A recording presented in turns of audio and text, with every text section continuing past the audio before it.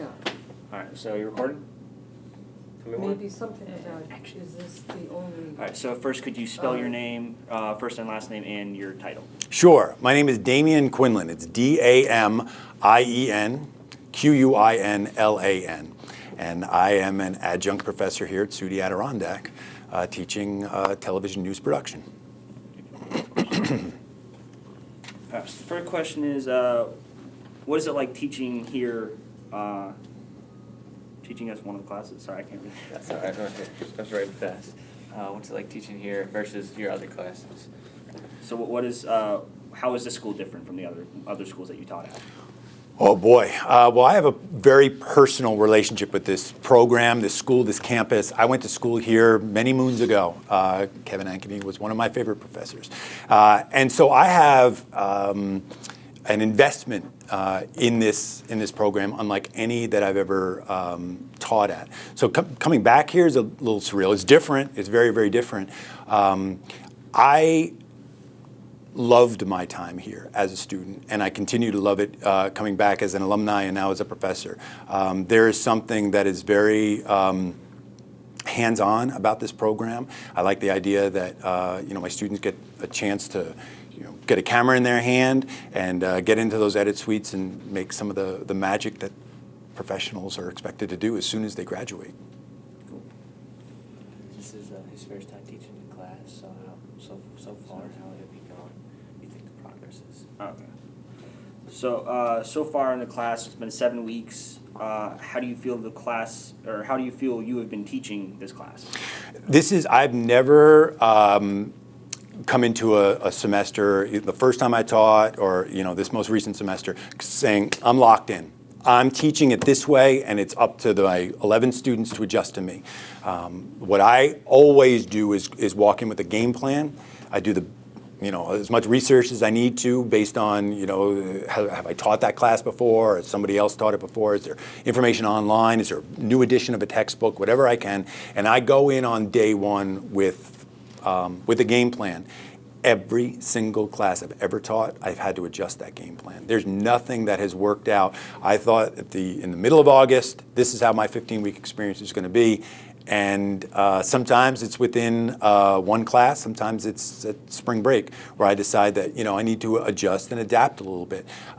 Anybody who comes in and just says that doesn't adjust to the audience, and the audience in this case being the students, then you're not. I'm not sure if you're doing academia correctly, and you're certainly you wouldn't survive in broadcast journalism. That's for sure, because you always constantly need to adjust to your audience.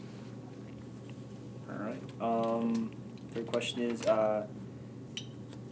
how close do you think students in this class are ready to be in the real world?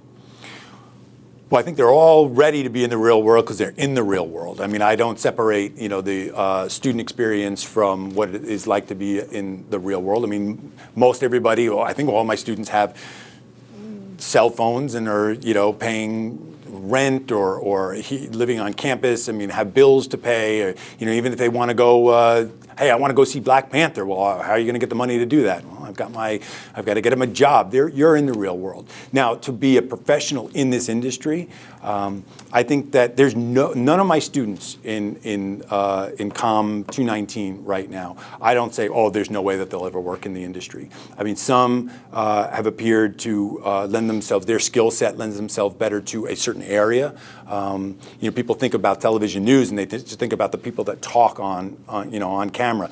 There are a million different jobs within it, and I think that every one of the students that I have this semester, there's no question. I mean, as long as we continue to evolve the way that this class needs to over the course of the final 7 weeks of the semester, I think they're all ready, and I look forward to coming back to a reunion and seeing how they're working on in the industry.